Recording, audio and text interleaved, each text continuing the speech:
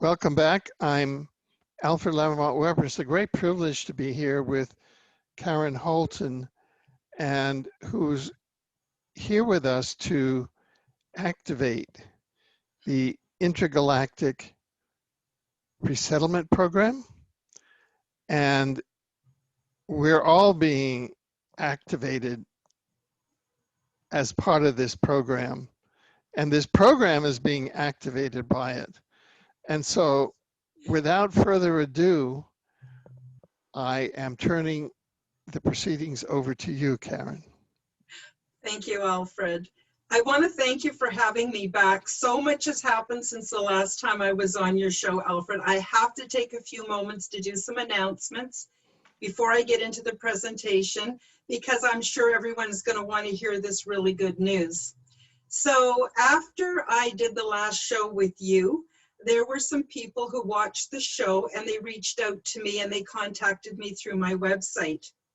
Well, one of the people who contacted me, she also makes orgone generators like I do. And she sent me, and she heard about how I make them, and she went, oh my goodness, this woman and I are kindred spirits. And she wrote to me and she said, Karen, I'm also building an earth-wide grid, because when I do a process with my orgone generators so that they're all linked to each other.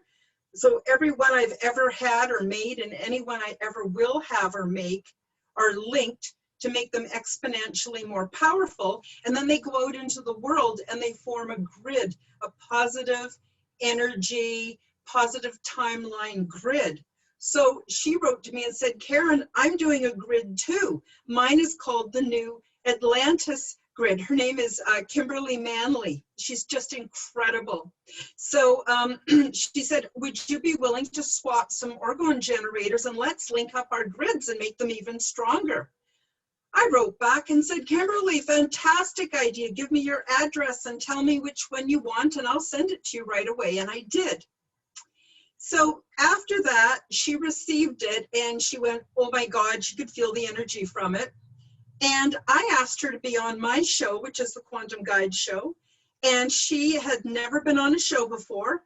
And she said, sure. So she came on my show and we just all talked about orgonite. So if anybody wants to learn about orgone generators from Kimberly and me, that's episode 22.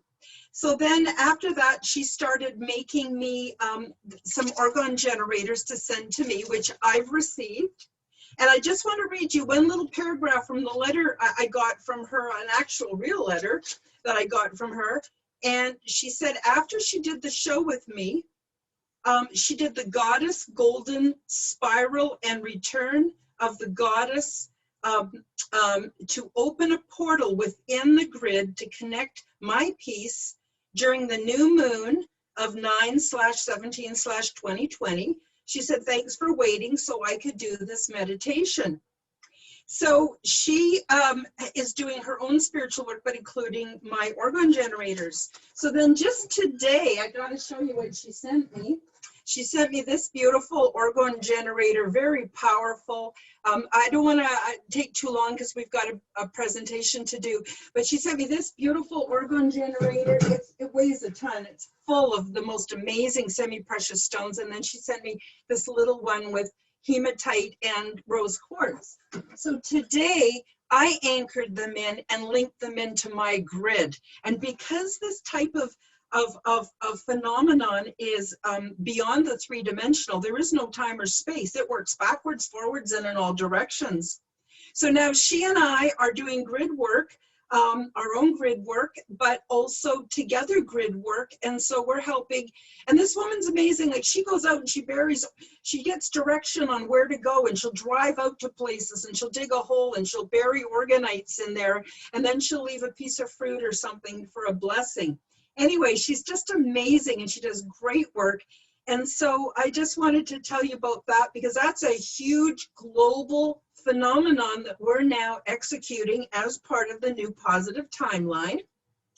Then I got some other letters through my website from people who saw the show, and they were so inspired because they have been they have had similar experiences, and they've been afraid to tell anybody because of the huge stigma and people saying they're crazy. I even had some people say like that their sister started talking about her own work with ETs, and her mother took her to a psychiatrist, and she's been on psychiatric drugs ever since, drugged right out of her mind ever since to keep her from talking like that. And so this is a really, really important thing. So what happened was quite a few people got activated by watching the last show that you and I did together.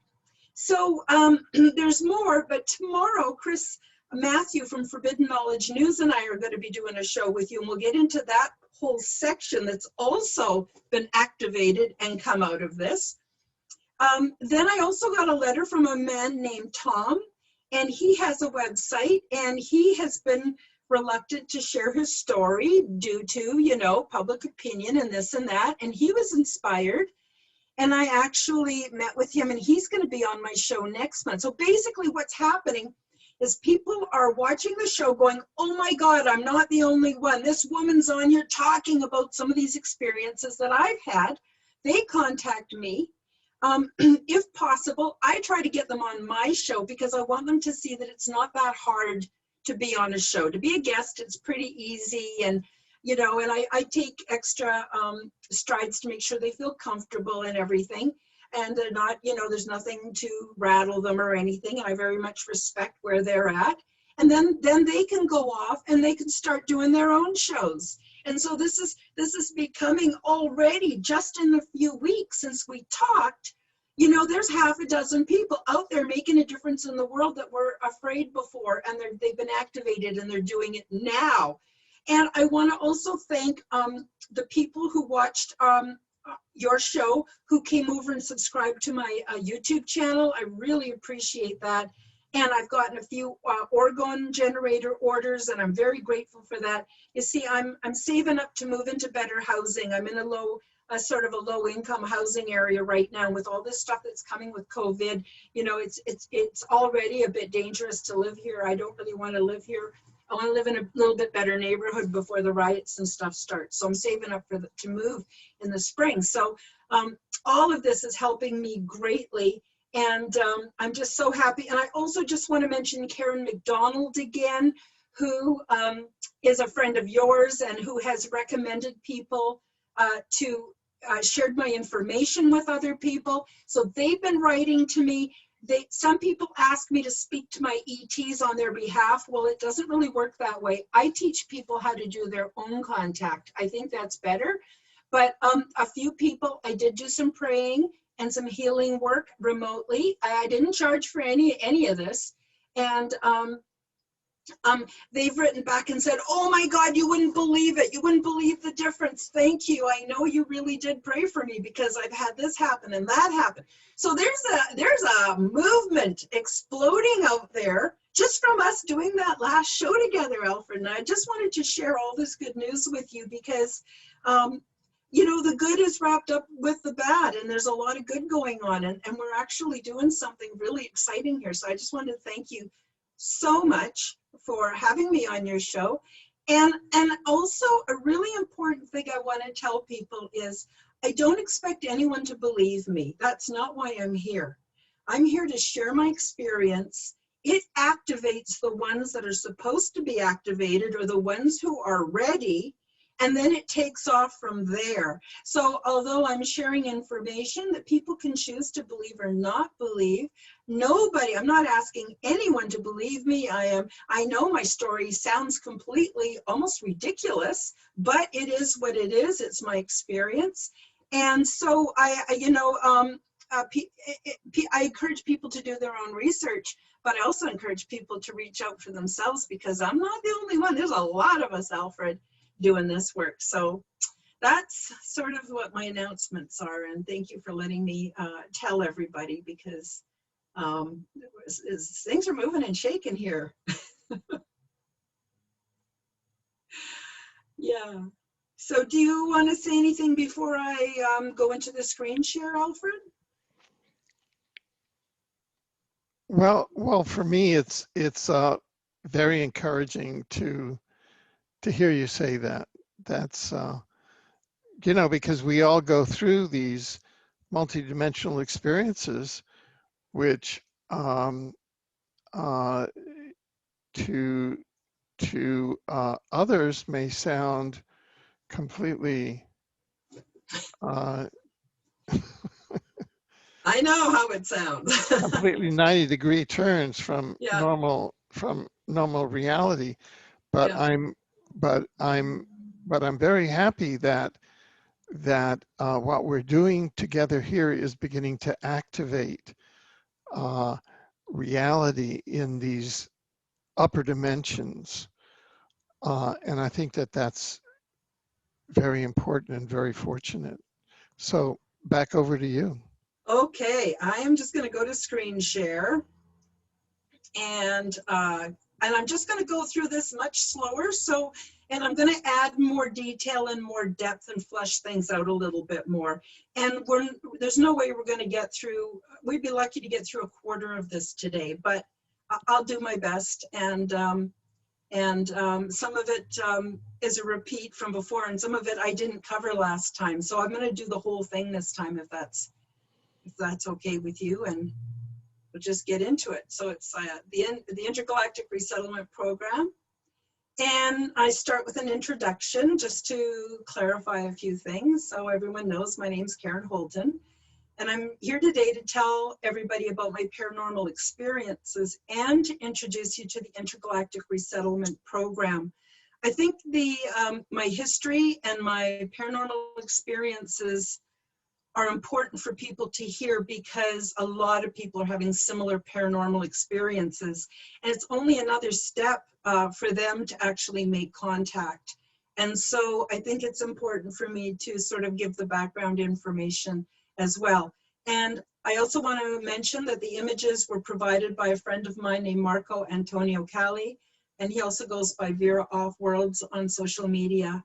And they're just for illustration purposes, Alfred. They don't accurately display my experience, but they kind of keep it interesting, and I just felt they enhanced the presentation a little bit.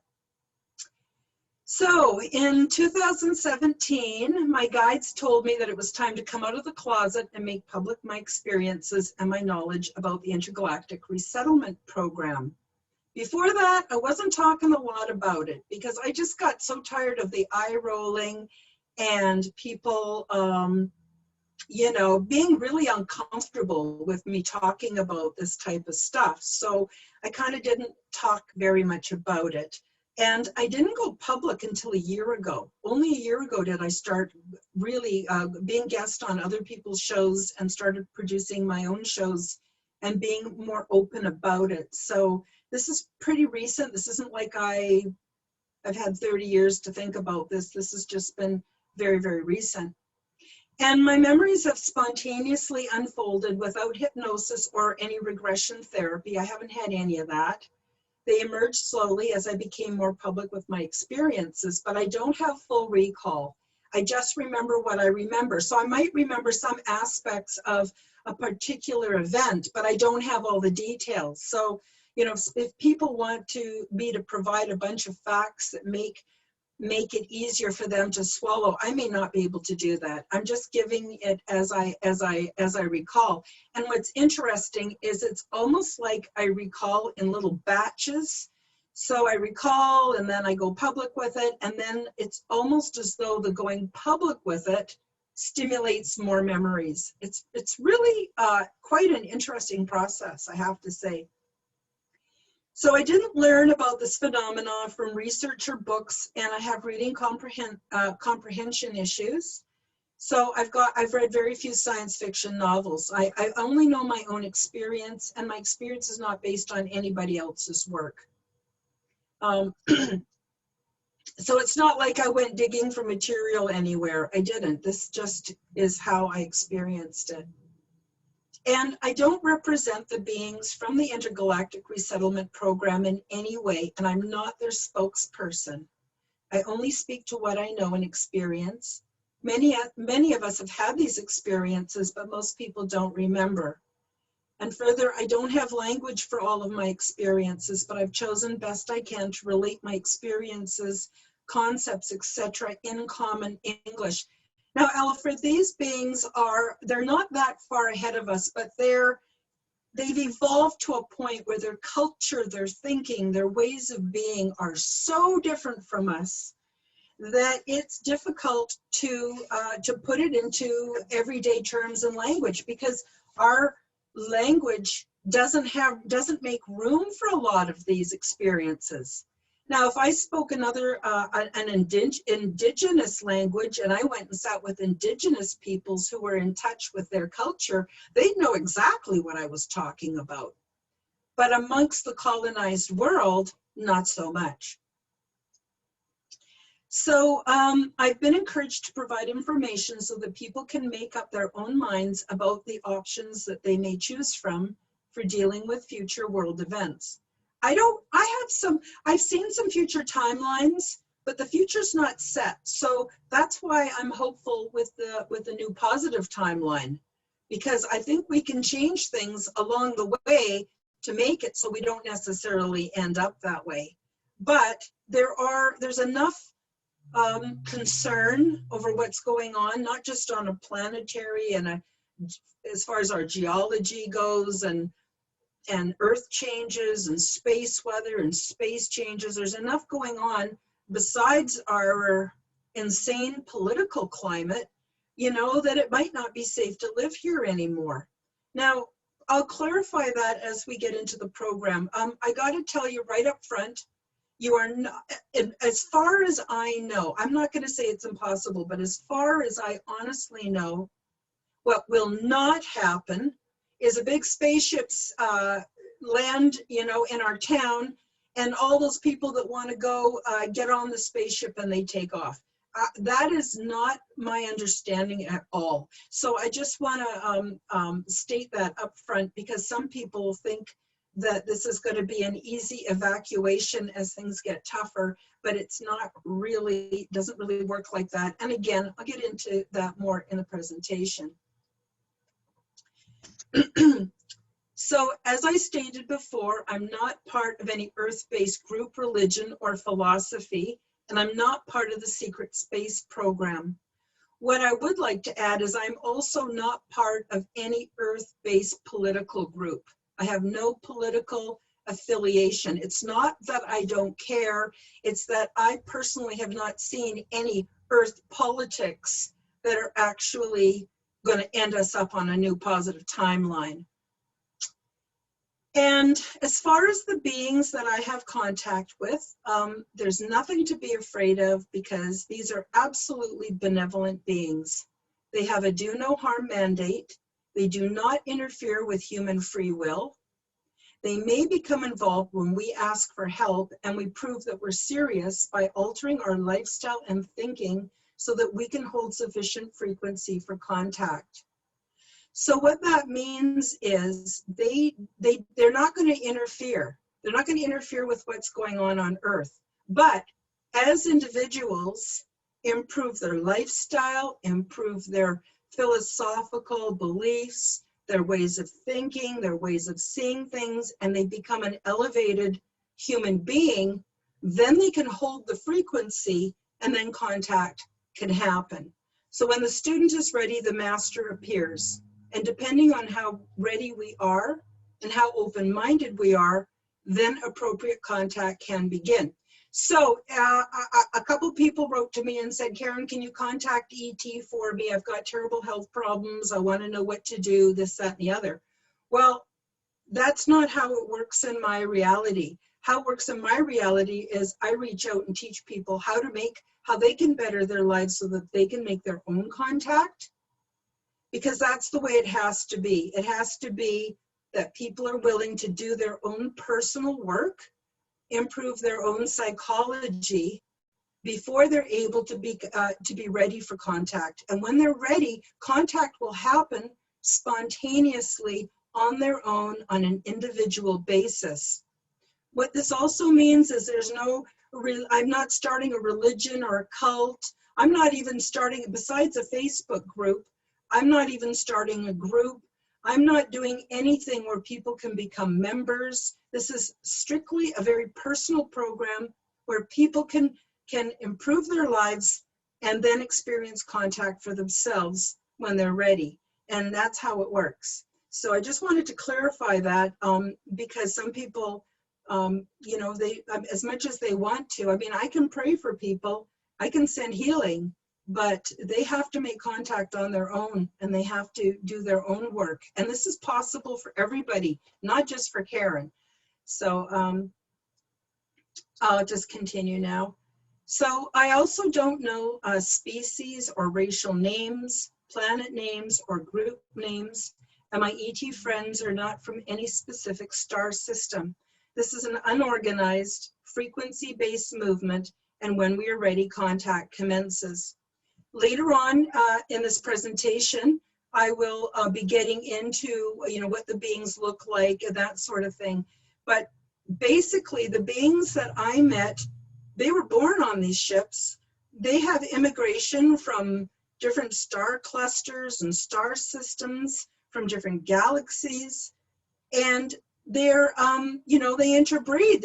They have relationships. They produce offspring, and so some of these beings have been intergenerationally living on one of these big ships for perhaps hundreds of years, even longer. And so what happens is, as they kind of become a culture of their own, each ship has its own culture. They become part of that culture, and they develop their own culture, and so they're not, you know, I can't say they're from this star system or that star system, because their ancestry, they're like Americans. You know, they could have 50 different nationality groups in their background, and so now they're just American, right? So I mean, I'm just saying that it's similar. So I can't say, oh, they're from the Pleiades or they're reptilians or anything like that. In fact, I don't even really know much about the more local star system and groups of people. I'm actually an intergalactic contact, which is quite different than someone who's a contact person within the solar system, like Dr. Oh, sorry, his mind just went out. Ray Keller, you know, he's more from the solar system. He's an expert, and there are other people who are experts from our star cluster, but I'm not one of them. So I just wanted to clarify that, because it's a very, very big galaxy. It's a very, very big universe. It's an even bigger multiverse and an even bigger omniverse. So just to clarify. So on Earth, there are millions of us who share this work, and I was delighted to find out that I was not alone and that my experiences are not unique. So as I mentioned at the beginning of the show, I've had people reach out to me who are so excited they want to go public with their experiences, and they feel emboldened and they feel activated and they feel like now that's what they want to do. And it's almost like they've been on hold. One fellow by the name of Tom told me it's almost like they're on hold waiting to find out what they're supposed to do next. And then that clarity starts to come to them after they hear my experience. I'm really, really excited about that. And one other thing is, another thing is, it's the policy of the ET group that I work with. It's their policy to wipe our memories before we return, so that we can remain embedded into the Earth's social, political construct for soul development. Even today, many humans have their rights violated as they are diagnosed with mental illness labels when they go public with their ET experiences. And in the 1980s, the medical industry switched from physical lobotomies to chemical, and this practice is one of the things that has held back the spiritual and intergalactic process of our progress of our species. Now, it's important that I've added this, because since people have heard this part, they've been contacting me and letting me know they have someone in their family who had ET experiences, and then they had to go on heavy-duty pharmaceuticals, or they had all these things happen. But I also want to point out how barbaric this construct that we live in, the contemporary construct, is very barbaric. and has resisted people like myself from bringing about change by giving us mental illness labels. And what's the easiest way to discredit someone? Easy, just say they're crazy. As soon as you say someone's crazy, nobody takes them seriously anymore. When people get a mental illness label, they're not taken seriously anymore. It's almost like they now have gone to a lower class of human. And the medical industry, everyone's saying, oh my goodness, look what's going on today with vaccinations. And well, this dirty business has been going on for many, many years. So just from one source on the internet that I got to back up what I wanted to say is the NRP.org. And they say that about 50,000 people received lobotomies in the United States. Now, I had a nurse make a comment under one of my videos saying, oh, no, it's nothing like that. They stopped doing that way back in the 60s, which, by the way, is not that long ago. And all they did was a minor cut to sever the left and right hemispheres, because that's what she's been taught. So they're changing history as we go along. But I'm almost 65 years old. I got a memory. I know what's been going on. And I went to university and I learned about this at university. It's not like I just read an obscure book somewhere. This is well documented. So, and I don't think people realize what a lobotomy is. So about 10,000 of the 50,000, actually the number's quite a bit higher, I've heard from other sources, but about 10,000 of these procedures were transorbital lobotomies, where they cut into the brain and remove more than one section of the brain. And then they had this radical concept that they could go in through the eye socket with something, a probing tool that looks a bit like an ice pick. And they would just stick that probe in the corner of your eye, tap, tap, tap, and easily pass into the soft prefrontal cortex. I know this is disgusting, but this is what they do to people. And so this is still part of our consciousness, Alfred. This is where our fear of coming out and telling people about our paranormal experiences and our intergalactic or our ET experiences comes from. So anyway, I won't get into too much because I saw the look on your face and it is pretty gross. And in the 1980s, which is not that long ago, they replaced this procedure with antipsychotic drugs and other pharmaceuticals. So ET contact is still considered, in the DSM-4 or DSM-20 or whatever they're up to now. It just gets bigger and bigger as they add more behaviors to their deviant list. It's still considered extreme mental deviance. And so disclosure is often met with stigma, ridicule, and psychotropic medications, which cause chemical lobotomizations. So now they're not just destroying with a physical tool your brain matter, they're shutting off parts of our brain matter with so-called medicines, which are, pharmaceuticals.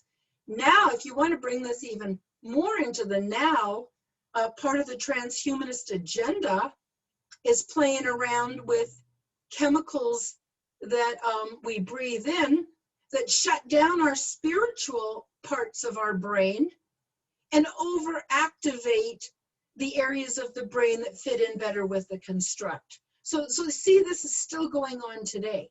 It's a way of doing social control and scaring the hell out of people so that we do what we're told.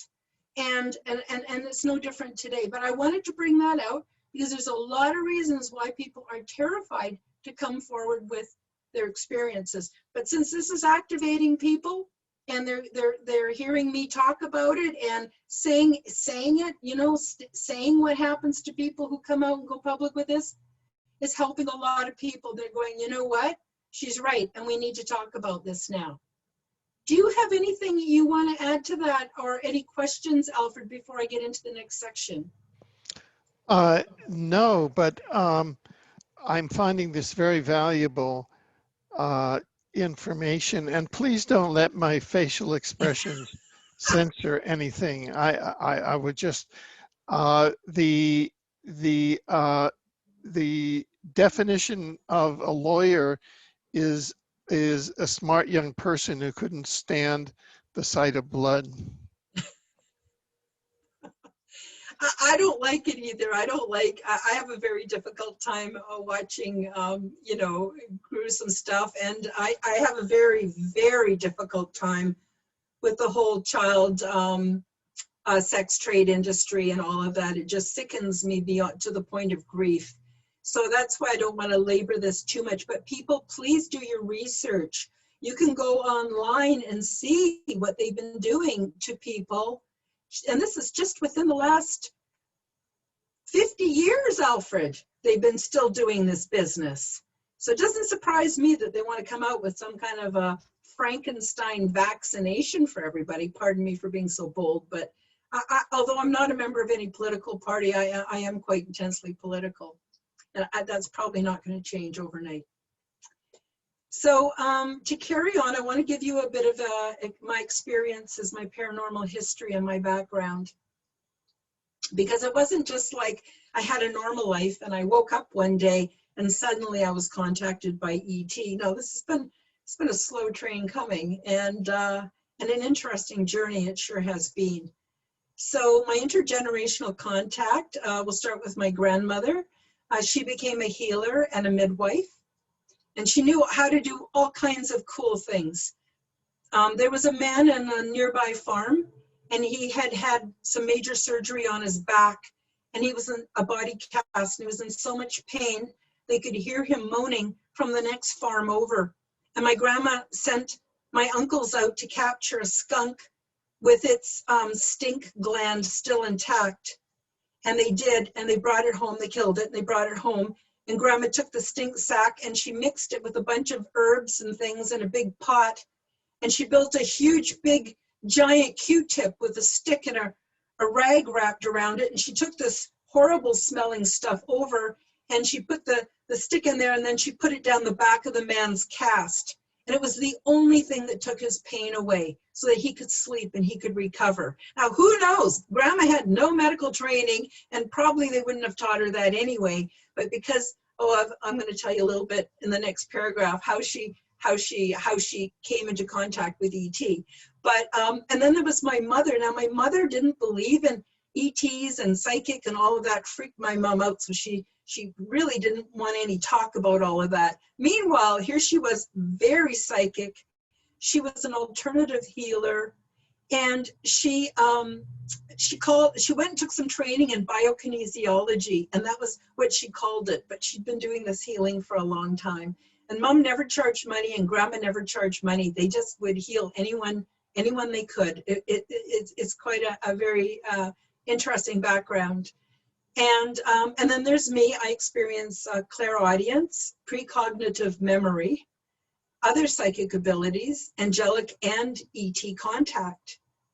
And I believe that my maternal grandmother was altered on a genetic level so that she could maintain ET contact. So when she was a little girl, Grandma was raised in an isolated logging camp in eastern Canada. There was no children for her to play with, and she'd go off into the woods. And she'd come back and tell everyone about these invisible people that she met. And they'd play with her and they'd teach her things. And of course, everyone just thought she was crazy. And, but she maintained those close connections with these beings throughout her life, to the point where she didn't really have much use for other humans. Outside of her, she adored her children, she adored her family, and she was busy with them. She had a big family. But beyond that, she didn't have a lot of use for humans, because they didn't give her the same kind of stimulation she got from her invisible friends. And so that was pretty interesting. So my mother, I think she was either also changed on a genetic level, or maybe she carried the genes from her mother. I don't really know. But my mother had advanced psychic skills, ways of knowing and healing, and she used these skills as an alternative healing practitioner. She helped a lot of people. And so I believe that my grandma was changed, which made the successive generations easier to contact.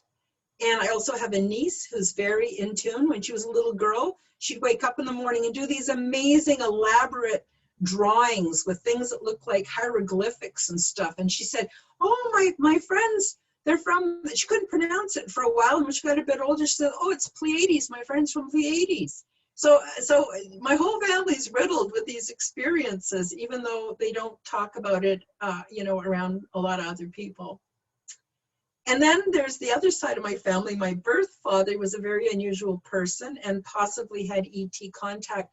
Now, my mom divorced him when I was very young, and he went on and he remarried. And he was obsessed with the concept of sailing around the world. And he hand-built a little sailboat by hand. I think something like 12 or 16 foot boat. And he took off to sail around the world with no charts, nothing, just communing with nature, as we'll call it. And he made it to Fiji, Japan, Australia, and he was on his way back from Japan, and he got lost off the coast of Japan in the Dragon's Triangle. And no, I shouldn't have said ship. It was actually a boat. It was too small to be a ship. No trace of him or his ship were ever found. He just disappeared.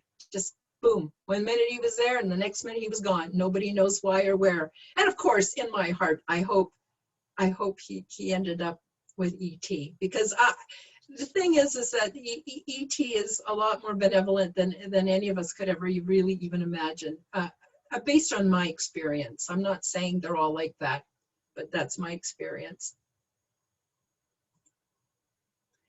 So I believe that I have the genetics for ET contact, and this multi-generational component made me a good candidate.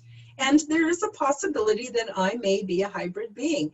I have no proof, and I don't know for sure, but I do know that I find it so easy to do a combination of lucid dreaming and remote viewing.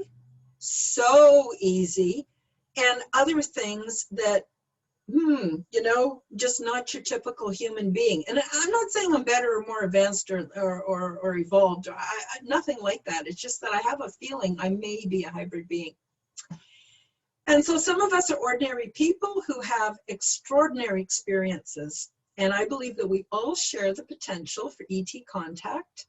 I do not think contactees are special. We have some genetics that may have been altered, and many of us have experienced trauma, which gives us the ability to dissociate, and it causes changes to the brain's receiver wavelength, and we can become very good receivers.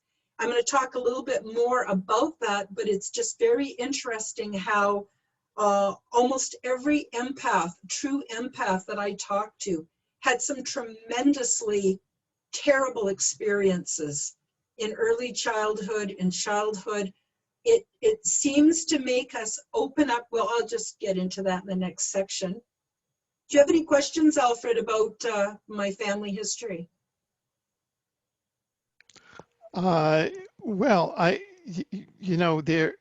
it's just very unusual. Your father is just an unusual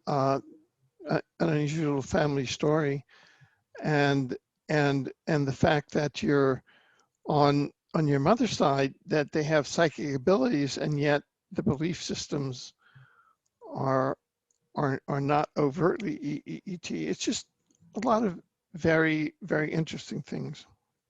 Well, my mom and my stepdad wanted to go places in society, and they knew that they couldn't disclose this kind of information and get where they wanted to go. I mean, it's really, really only been about the last 5 years that people like myself are given a place in society and actually respected for our talents. This has not been that common. Maybe in some small cultural groups, possibly in some philosophical realities, but for most people, no, the quickest way to never get invited anywhere is to start talking about, the paranormal. And I'm talking about when we're embedded in mainstream society. Yeah. So I'm not going to get into a lot of detail here because some of these experiences I've had are triggering, and I don't want to get triggered during my presentation. So, but I am happy to flesh things out a little more if you want me to. So it gets, the story and my experience gets even weirder, Alfred, as we get into this. So my mother, when she was pregnant with me, she took a drug called thalidomide. I was born in the 1950s, and it wasn't until the 1960s they realized it caused significant birth defects. And quite a large number of children were born without any arms and legs. And I was born with my arms and legs, and I'm grateful for that. But there are some other small differences that it may have had an effect on me, or it may not have. I don't know. But I feel like it did something. I've always felt there was something different about me than other people. Not better at all. In fact, I thought that I was not as good as most people for the longest time until I embraced my gifts. So then I experienced periods of isolation and trauma, which allowed me to develop my gifts. And at only 3 months of age, I developed spinal meningitis and polio, which led to 6 weeks of isolation in the hospital with almost no contact with my mother. And this was my opening up point to universal consciousness in order to survive. Now, what's interesting about this is I've discovered some methods on how to change the past. And that's a completely different discussion, so I won't get into it here. But I went back to visit myself. I did this about, I don't know, maybe between 5 and 10 years ago, maybe about 8 years ago. I went back to myself when I was 3 months old, and I basically ministered to myself. I told myself that I was going to be okay, I was going to survive, that good things were going to come from me. And after I did that, I don't actually have a memory from 3 months of age, but I actually do believe that it had a positive effect on me. Also, in those days, you know, they weren't very kind to babies and children. They kind of had this thing, well, if they die, they die, and they're not meant to grow up. Children have never been that important in our society. When you get into the research about the residential schools and all kinds of treatment of children throughout time and history and all over the planet, you know, they have not been very highly valued. And so I did not get the kind of love and attention I should have had as a 3-month-old. And in my opinion, it's pretty miraculous that I survived that long, but I did. And but I really believe that I opened up to universal consciousness. I opened up to something that could nourish my little 3-month-old self so that I could survive. And I really believe that. And then at age 4, my younger brother and I spent 6 months in an abusive foster home, followed by my mother's remarriage to my stepfather, who was really sadistic. And there was so much stress in my childhood. I don't want to make this all about how horrible it was when I was a child, but just trust me when I tell you that the foster home was extremely abusive, probably they had cult affiliations, the kind of things they did to us. If you want to know more about that kind of stuff, you know, you can find it online, but I don't really want to talk too much about it. And you might go, well, if you were only 4, how do you know that really happened? Well, my grandmother, who lived near the foster home, came to visit us. And she was so racked with guilt that she didn't do anything. But then in those days, what could you do? This is before they had transition homes for abused women. This is before they had any kind of supports that they have now. And so my grandmother had so much guilt and shame that she would, unfortunately, on the rare times when I got to see her as I was growing up, she would fill in all the juicy details because she was traumatized by it as well. And so that's how come I know what happened. But anyway, my mom remarried and to a man who didn't have the ability to empathize at all. He had no ability to empathize or anything like that, and he was brutal, and that's all I'm going to say about it. There's a reason why out of myself I have 4 siblings. I had 4 siblings. It was 5 of us. Every single one ended up with serious mental health issues, substance use issues, because it was just that awful. And in those days, nobody came around and checked on you. Nobody asked why you were covered in bruises. Nobody asked any of those things. Nobody cared, unfortunately. So anyway, but all of this is for a purpose. When I was 15 years old, my parents moved to another province without me. And since I couldn't provide for myself, I didn't have any adult skills because my parents were very controlling, and I didn't have any ability to learn how to move about in an adult world. When I was 15 years old, I still had no idea. I was completely naive. You know, it's funny, I think back on it and I go, oh my God, I didn't even have a forwarding address or contact phone number for my parents. I had nothing. And what happened was, I'm not going to get into the details, but I was preyed upon and I was very severely abused and extremely traumatized. And so, you know, my childhood and my youth were not fun. But this is the point here. These traumatic experiences allowed me to dissociate to a place where I was able to make interdimensional contact.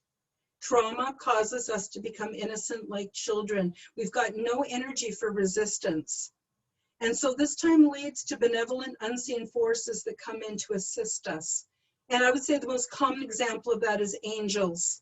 How many times have angels come to children and to people who are in horrible, horrible circumstances? And it opens us up to another realm because, well, and then of course there's our pre-birth agreements. You know, I personally believe that I actually signed up for this kind of a life so that I could be prepared, so that I could have the interdimensional contact, so that I can be here today talking to you about it. So I certainly don't want people to feel sorry for me. That's not what this is about. But it is interesting that so many really sensitive and spiritual people who have all kinds of amazing contact stories and experiences have had a lot of trauma in their lives. So working through trauma is what has elevated me. The working our way through it reveals the gifts of forgiveness and compassion. Every trauma becomes a blessing as we heal. We become outstanding empaths. So that's the other thing. We get into this big mess, and it's like a big ball of little short pieces of string that are all knotted into a big ball, and we got to grab a string and we got to follow it through the loops and where it goes and in and out and back out again until we've separated that string. Okay, there's one issue, put that down. Now the next issue. And we go through our lives sorting ourselves out. And that's what is so valuable. I'm not saying that we should all get abused so that we can become better people, but I am saying it's what we do with that abuse. It's what we do with that experience and are working our way through it. And we become very good forgivers. We become very compassionate. And again, we become outstanding empaths. And I think it's the empaths that are coming together and amongst the tyranny and are actually evolving us and showing us the way. And I learned that my experiences provide the perfect fertile soil for me to bring in my own inner resources. We go inside in order to go outside. We are fractal holograms. We are perceived as a part, but we carry the whole. We can access anything and everything by going within. And so that's the key. By going within, we find our own amazing strengths and inner resources. And it really makes us quite beautiful as we do our own process. So always I feel the responsibility is ours. And I also, you know, you can go to Eastern philosophies, you can go to quantum physics, you can go to all kinds of places for this concept of the whole universe is inside of you. And I firmly believe that. We have a copy of the whole universe inside of us. And it's by going inside that we go to outer space. And probably more about that later on. So now I'm just going to, unless you want me to clarify anything there, Alfred, or just carry on. Well, I thought that that the insight that you gave around the fractal hologram, that is very congruent with the research that we have on the science of the omniverse, that our souls are holographic fragments of source, so that we Exactly. all have uh, we all have the whole of source, or the whole of God within us. So Yes, I agree 100%. So I'm going to get into my childhood contact experiences. So my paranormal experiences started when I was a child. I always liked to be alone, and I had my own reality where I felt connected. And this led to my communicating with bugs and animals, and I was open to contact with other realms. I have always had my spiritual guides, and we communicate without words. I don't see them. I talk to them. They don't talk to me. They communicate with me, but they don't speak English. Let's put it that way. And I was open to contact with other realms. Yes, I've always had my spiritual guides, and we communicate without words. I do not see them, but they are always with me. Also, I have always experienced missing time. That's always been a problem for me, missing time. And you know, I had a lot of trouble with social, you know, being social with people and showing up to social events and things, because I would be getting ready and then boom, it would be 3 hours later, and the social event would be over, and I wouldn't know how to explain it. I didn't have the right things to say about it, and so needless to say, you know, that didn't help me socially. But that's okay, because like I said, I preferred spending time literally with bugs, animals, and my guides. As a child, I received loving support in the form of lucid dreams and spontaneous knowing. But whenever I tried to tell my mom or my family about it, they told me that I had an overactive imagination. No, Karen, it's not true. You've got an imagination. No, that never happened, Karen. You have an overactive imagination. And very much my parents didn't want me talking about any of this, because they didn't want people to think I was crazy. So there's that crazy thing again. So my parents were, for lack of a better term, social climbers. They were born into humble beginnings, and my dad, my stepdad, he believed there was only two kinds of people in the world, winners and losers. And to be a winner, you had to be at least a millionaire, and that proved that you were a winner. And if you didn't at least become a millionaire, then you were a loser, and that's how he was. And boy, they sure didn't want me talking about things that, because when you're a child, you know, you don't know where, well, actually I still have that problem, where and when you can talk about things. I didn't have that. I didn't fit into the construct very well, so I wasn't always able to do that. And so I was pretty punished if I ever spoke about any of that. It was a really strong thing in my family. Make sure no one thinks you're crazy, or we'll never get to be millionaires and it'll be all your fault, that kind of thing, right? So I also had some special abilities, but my family told me they weren't real and I should stop talking about it. So I stuffed most of my experiences down deep. And since I was spiritually minded, I joined various religions, but they taught me that this type of experience was from demons, and I was strongly discouraged from ever talking about it. And later, when I was in my late teens, about 1975, I had a very interesting experience with my younger brother, Dan. And Dan and I were in the same foster home together, and we have a kind of a special understanding because of what we've been through. And we were both receiving ET communications while we slept, and these communications were remembered as vivid dreams, and Dan and I had the very same experience. We were invited to join off-world beings on a physical spaceship to another world. I was not talking about this because I thought I was imagining it. But the next time I saw Dan, he confessed that he was also having the very same invitation and experience. We decided to go, but the night that we were supposed to leave, we both received vivid dreams that we should not go because something was wrong with the situation. I don't know any more than that. But the next day, Dan told me that there was a terrible accident and some of our off-world friends were killed.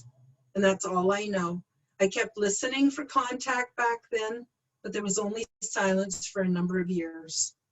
And I don't know anything else about that. But, you know, I was trained to think I was imagining things. Oh, it's my overactive imagination. So I kept disqualifying my experiences. But when I told Dan and then found out he was getting the same exact messages, he lived in, you know where Surrey is. He lived in Surrey and I lived in North Burnaby, and which is, they're both suburbs of the lower mainland of like Vancouver area. And, you know, how could we have had the same experience? I don't know, but we did. And so that's how it happened. And then for adult contact, once I was in my 20s, I joined fundamentalist Christian religion. I got married, I had babies, and attempted a normal life. And I was looking for truth everywhere but within. So up to this point, I kept looking for external sources of truth and inspiration. And really what I saw was so much hypocrisy, and due to stigma and ignorance, it was not safe for me to tell the truth about my experiences. I even got confused as to whether I was imagining things as I embedded myself into the fundamentalist religion that taught me that these types of experiences was the work of the devil. And I actually developed significant health issues from keeping this part of me suppressed. So as some of you know from being visiting my website, my adult life, I weighed 320 pounds. I had horrible, horrible health issues. I was in constant pain and suffering, a terrible depression, anxiety, all these things. And after I had my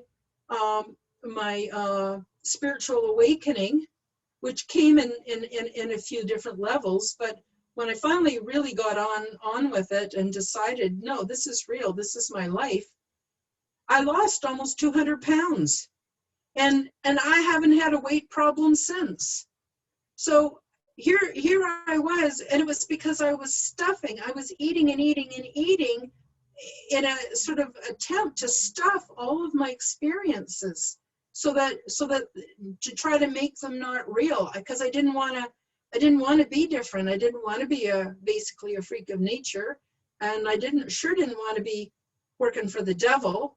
And so that really undermined my confidence and held me back for a while. But again, this is another learning experience, right?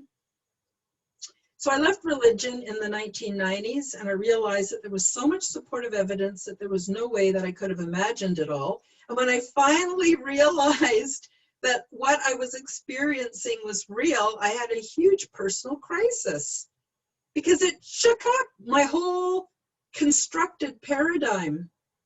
And it often happens this way for us. At some point, we have, I love the expression, a spiritual emergency.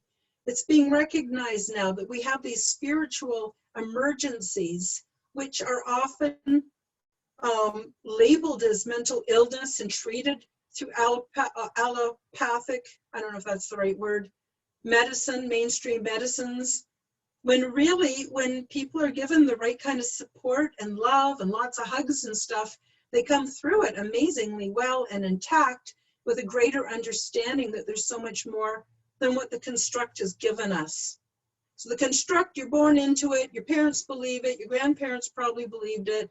I'm a product of the 1950s. We were taught this is how reality is, but it's not. It's just a construct, as we know now. And so I've had people, contact me and say, "Oh my God, I'm so glad that you came out and told the truth about your story because, I'm tired of stuffing it and stuffing it and stuffing it to try to, in an attempt to make other people feel more comfortable." Well, what about us? What about our comfort? What about our health? So I didn't bring a picture this time. I will next time if you guys want to see some pictures of me before, or you can go to my website and see them there too. So, so at the same time that I was having this personal crisis, I had a really tough time. I moved into this little place, and my former husband and his wife had asked to raise the kids. They said I was doing a bad job and that they could do better. And I didn't feel I had the right to keep them from their father, so I let them go. And I moved into this little place. It was horrible. I went for 6 months without seeing or communicating with my kids. It was really terrible. But anyway, so I moved into this little place, and I didn't realize it, that I was imprinted by the spirit of a man who had killed himself while living in the house that I was now renting. And I was about to off myself, but this led to my angelic experience, which changed my life forever. So how do I know that? Because 2 years after that, I made friends with a woman who was friends with the mother of the fella who had offed himself, committed suicide in that house. And she told me about it. And then it all clicked in on why I kept having this strange compulsion to off myself, and in a very specific way, which would be exactly the way that this fella did. So this is the other thing. When people don't trust the spiritual realms, sometimes we're influenced if we're sensitive, and we don't realize we're being influenced, and we think it's us. And you can treat me all you want, but that isn't going to change that I've been imprinted by somebody else and their experience. So that was all of this has given me tremendous soil for learning and for experiencing and for evolving and for getting things right in my own head. So I don't regret anything. It all, in my belief, had to happen that way so I could be who I am today. And I think I'm pretty okay with who I am today. So, I'm going to tell you about my what happened to me. So I had what I call an explosive vision of angels, because it was so dramatic. It was visual. It was auditory. It was huge, and it happened just like that. In an instant, it happened. And I heard one voice, but it sounded like 1,000 voices all speaking at once. And I was told that it was that they're there, although it looked plural. Their name was Gabriel, the archangel of God, and they were there to really wake me up and put me back on course. And it was then that I realized that we have tremendous value, and this is why angels are so interested in us. We are deeply loved and cherished. But even more than that, we've got powers that we're just waking up to that even the angels don't have. And that has to do with our creative ability, our ability to co-create with universal consciousness, to change the past, to change the future, to change the physical 3D reality. We have that power. And you don't have to be a member of a cult or be a Luciferian. I mean, they can all do it that way because they're too lazy to do the work. They don't want to do the work.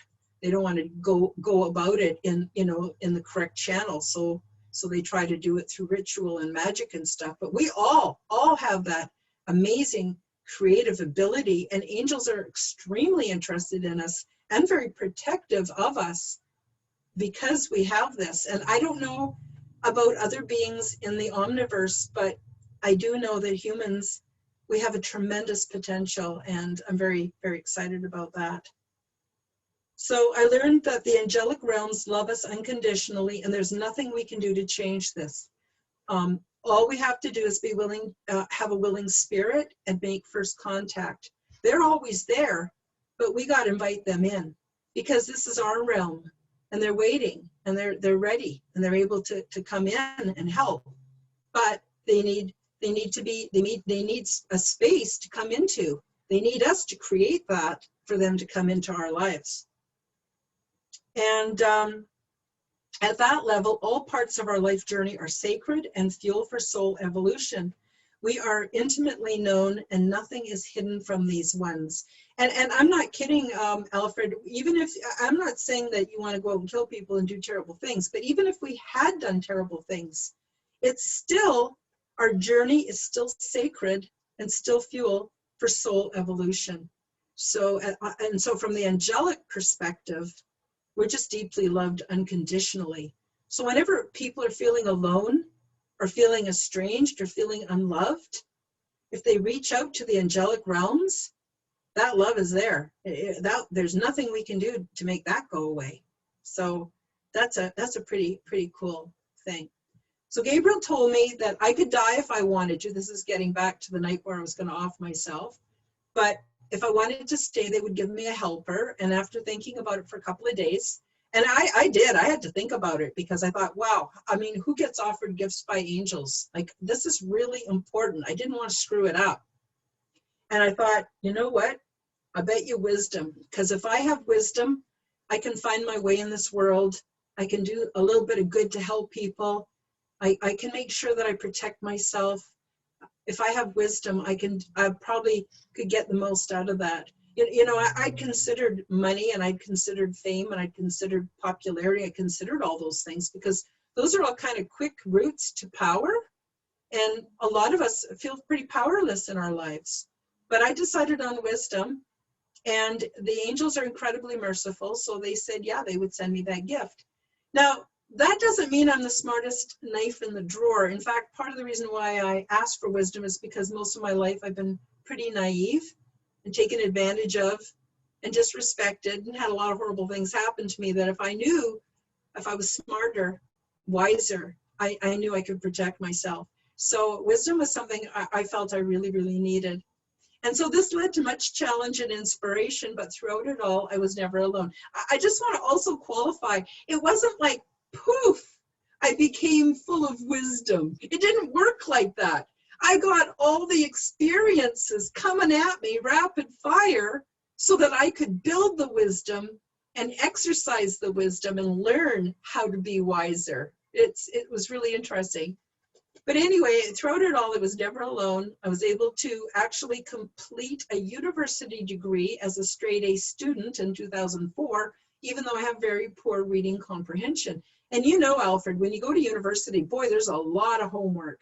You have more textbooks than you can even carry sometimes, that you're supposed to go over and read all this stuff and know what it says.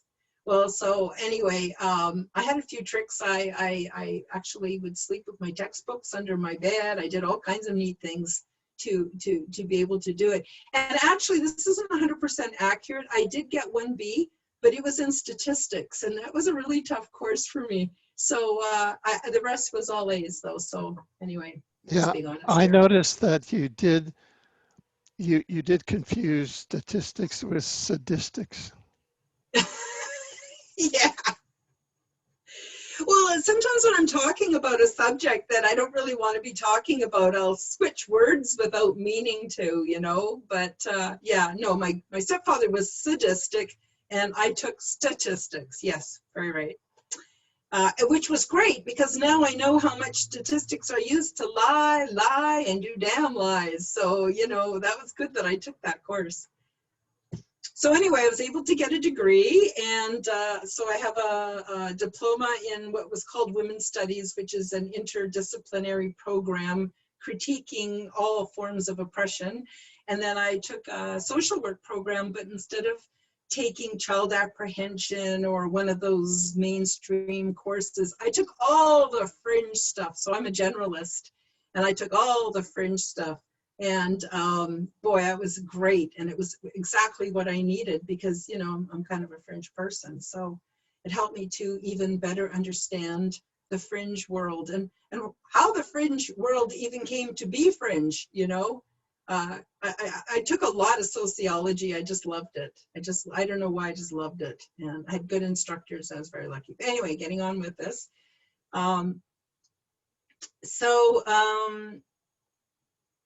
Yeah, I've always, get rid of this little thing here, bugging me. So I've always been connected to my guides, even today. I work for Archangel Gabriel since then, from December 21st to March 21st each year, fulfilling missions and completing exercises for soul development. Every year, the missions are completely different. Sometimes the missions involve me improving my relationships with my siblings. Some years it's about going out and doing some volunteer work so that I can be at the right place at the right time for learning. Sometimes it's a call to go out in the middle of the night and I meet someone who maybe, one time I met someone who was going to commit suicide. And I just offered to give them a hug and help them. sorry, it chokes me up because it's like I talk about these experiences, but if you understood how meaningful they are and how far reaching some of these things are. You know, I come from a very troubled family. I never thought I would ever get along with my siblings. And I actually got to the point where I have a very a distant, but very, very sincere and good relationship with them. See, I believe that what we do behind closed doors is the most important work of all. We can go out, we can convince anybody of anything. But if we within ourselves do the work and repair the damage, and then do the work within our siblings and our immediate family, that's the hardest work of all. And if we do our work with our offspring and our parents, that's the hardest work of all. Then you go out into the world, it's easy. So it's so that a lot of the work that I've done for Gabriel, and it's not exhausting or anything, but it's pretty, it can be pretty intense. So anyway, Gabriel's time is certain months of the year, and then every year I have a choice whether I want to do a mission or not, and I always say sure, because it's so damn fascinating. How can I turn that down? And so that's when December 21st to March 21st. So coming up this December, I'll be doing another mission. I have no idea what it's going to be, but I've never been disappointed yet. So. And then about 2010, I started to get ET messages again, and my gut just told me that these beings were good. And I just knew that Contact agreed with my pre-birth life agreements that I had set up before I was born. And I also believe that I have extensive contact with these beings beyond my 3D body. So my higher self will make contact with and without my awareness. So the conscious awareness that I have as a human being, some people think that's all we have. Well, thank God it's not. But in that little area, I may not even be aware that my higher self is also doing work with extraterrestrials, interdimensionals, angels, I may not even be aware of. And so that's another kind of interesting part. As I mentioned before, lucid dreams with remote viewing are a regular feature of my Contact experience. And sometimes I get spontaneous knowings and downloads. And it takes seconds to receive a download, but it takes time to unwrap and synthesize the data. So an example of that, you know, and people who write to me and who have written to me since being on your show last and say, can you contact the ETs? I'm having these terrible health problems, ask them what I should do. Well, they've already given us what we should do. They gave me a download, which is the Quantum Health Transformation Program. And there's a playlist for it on my YouTube channel, and it's also on my website, and it's absolutely free. It's over 20 videos. And that is the information that I was given. And it's all kinds of information, how to detoxify, how to reach out and make contact, all kinds of information that will help people to improve their human condition, including their health. See, a lot of us are being poisoned because we're going to the supermarket, we're buying things we think are food and they're not food. And we're using personal care products that are poisoning us. And we're so toxic. Plus, our bodies are being used as filters for fluoride, chlorine, radiation, all kinds of toxic things. No wonder we're sick and exhausted all the time. Anyway, getting back to this, sorry, I do digress quite a bit, which is usually why I just motor through and read things. But it's important for, if people want to make contact, they really should look into the program. It's absolutely free, no strings attached. So I got that information within a few seconds. It took me 2 years to unpack it and downstep it because it came to me in these really abstract, high-level abstract concepts. And I had to put them into earth terms, so it was a big challenge. But it takes seconds to receive a download, but it takes time to unwrap and synthesize the data. So in 2012, I received the call to level up and notice the earth changes, physical, political, and spiritual. In 2013, I received the beginning of a download. Well, actually, it was a download, but it wasn't the complete one. The complete one came the next year. But it showed me how to use the Nubby Ball tool, and that's step 9 of the Quantum Health Transformation Program. And in 2014, I received the rest of the Quantum Health Transformation download. And in 2015, I became aware of some ongoing intergalactic work that I was doing. And I didn't travel there. I really want to be clear about this. I did not travel there physically. A spaceship didn't come and beam me aboard and take me away. I was in bed sleeping, and at the same time, I'll just read it because I say it better here. I did not travel there physically. I remained in my bed sleeping, but my consciousness was definitely transported to the big ship each night. And there's a time differential. When we're dealing with other realms, the time is different. Even when we're dealing with different physical locations within the galaxy or a star cluster or another galaxy, time is completely different. And so I was taken every night for about 3 months.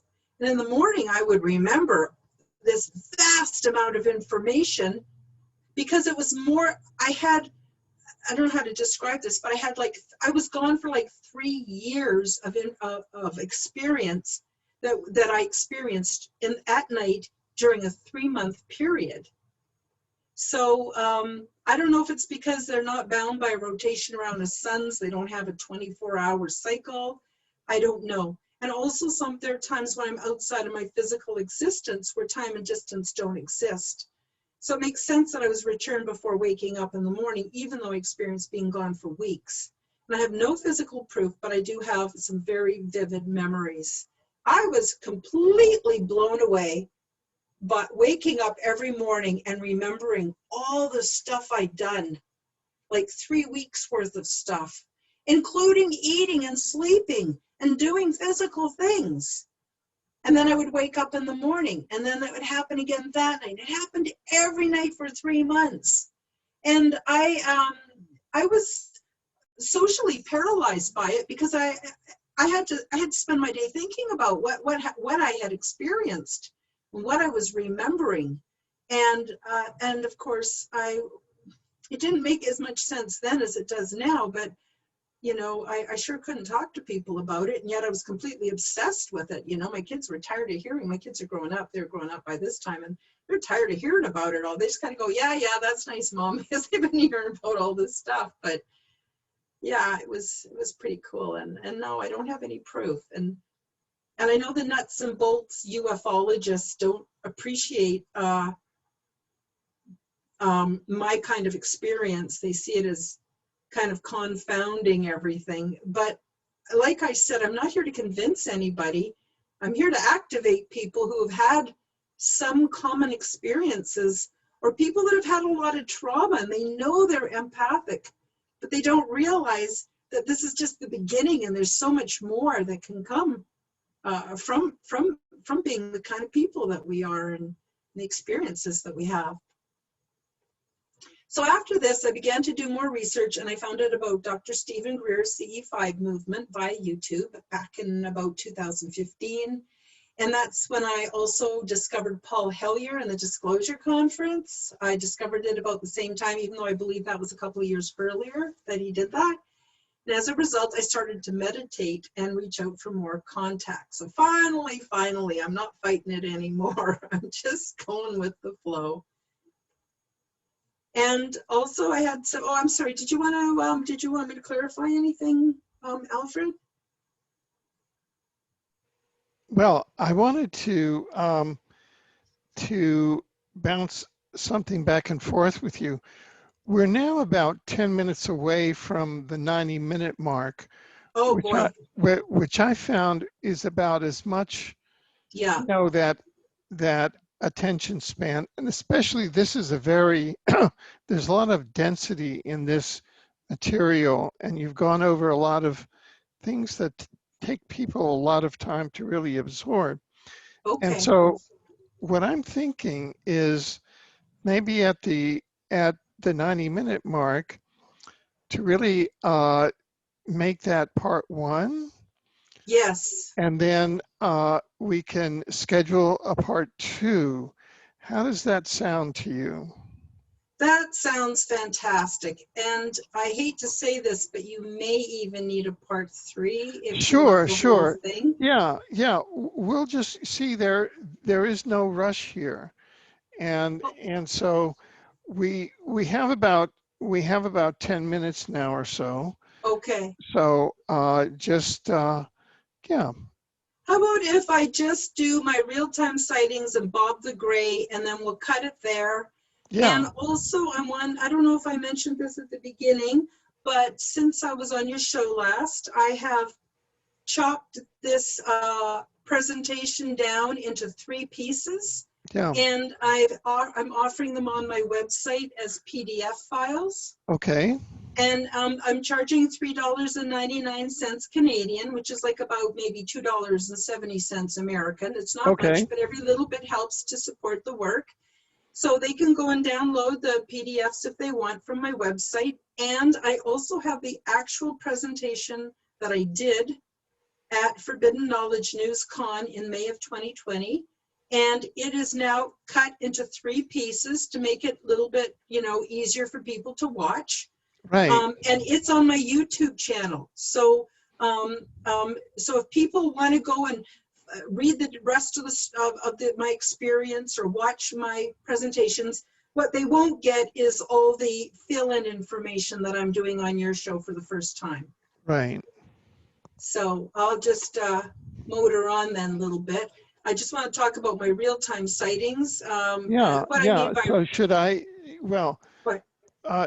Should I say something when we come up to the 90-minute mark? Yeah, please do. Okay, good.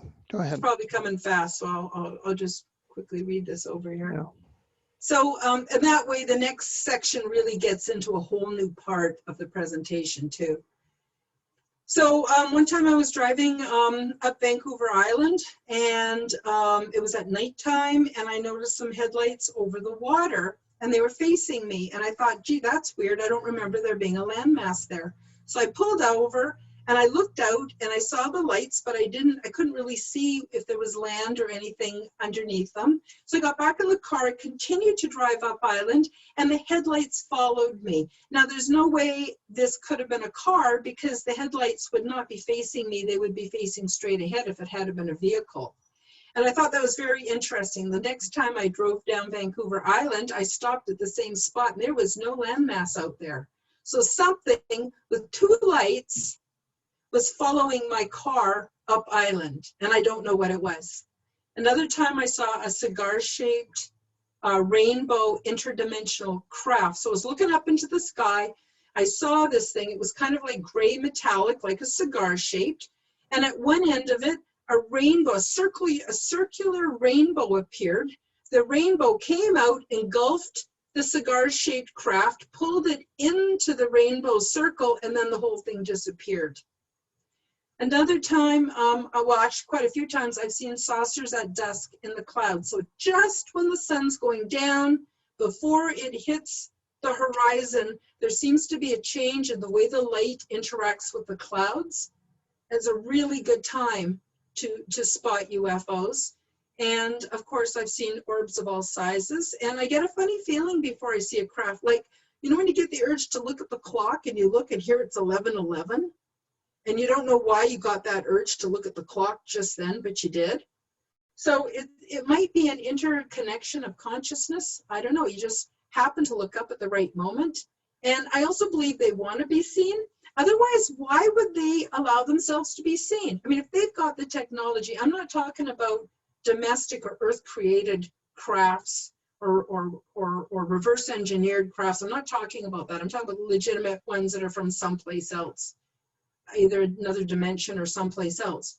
If they didn't want to be seen, I'm sure they could make it so that we didn't see them. And especially the ones with lights and stuff, they want us to see it. Otherwise, I don't think they would do that. I'm sure they got the technology to fly in the dark.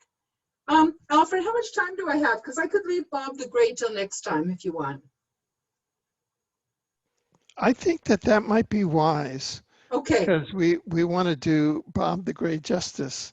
So maybe now you might want to just wrap up and say what your website is and how people can reach it and can access it, etc. Okay. So my website, everything is on my website, and my website is www.KarenHoltonHealthCoach.com. And Karen Holton is spelled KarenHolton, 2 O's, healthcoach.com. I'm a different kind of health coach. And under free resources, you will find articles that I've written for an international women's magazine, the complete quantum health transformation program, tons of videos on orgone generators, how they work, what you can do with them, what they're good for, podcasts that I've done, audio podcasts, video podcasts, you name it. I've got a shop, which includes my orgone generators, some crystals, PDFs, and some services. And I very much appreciate the people who visit my shop, because that's how I am able to continue with my work. And I just very much appreciate it. Plus, I'm also saving up to move into a better neighborhood. I mean, not a high-end neighborhood, just a normal neighborhood. I want to get out of this crazy neighborhood I'm in. It's cheap, it's been great, but it's time to move on. So what else do I have on there? I've also got my history, not my ET history, but I've got my basic history, what my life was like before my spiritual awakening.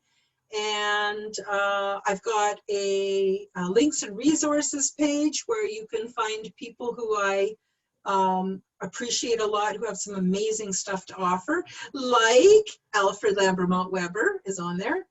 And of course, you can contact me through my website. Then my second place, at least for now, is on YouTube. So it's www.youtube.com/C/Karen Holton TV. And on my YouTube channel, I've got some playlists. I've got my show, the Quantum Guide Show, where I interview people who are awakened and doing amazing things in this world. I've got, again, my whole quantum health transformation and the 2.0, which has been sort of re-edited and some of the spelling errors and stuff corrected and things like that. I've got a really great playlist called The Science of Reality. And on it, it's all kinds of science-oriented videos that will show you the science behind what I'm telling you I have experienced. So that's really cool too. So the playlist is The Science of Reality. Tomorrow I'm coming back with my friend Chris Matthew from Forbidden Knowledge News. We're going to talk about his experience. So he's someone who's never had a paranormal experience in his life. And whammo, he had a doozy. And his guide suggested he contact me. And since then, things have snowballed. So this is a whole nother chapter that I didn't tell you. I'm saving it for tomorrow, Alfred, about the new positive timeline and how things are whipping along in that direction as well. So that's really exciting. So please, I'm hoping everyone tunes in for the next show. And that's all I can think of for right now. I sure appreciate you having me visit and be on your show and share this information. Alfred, you wouldn't believe how many lives it's touching. It's activating people. They're coming forth. They're coming forward. You know, if they want to be on my show, contact me. And I don't let everybody on my show, just going to be honest with you. It has to, you know, they have to resonate with me. And I'm not saying they have to be spectacular or anything, but I just have to feel the authenticity. And not saying that they're not authentic, I'm just saying.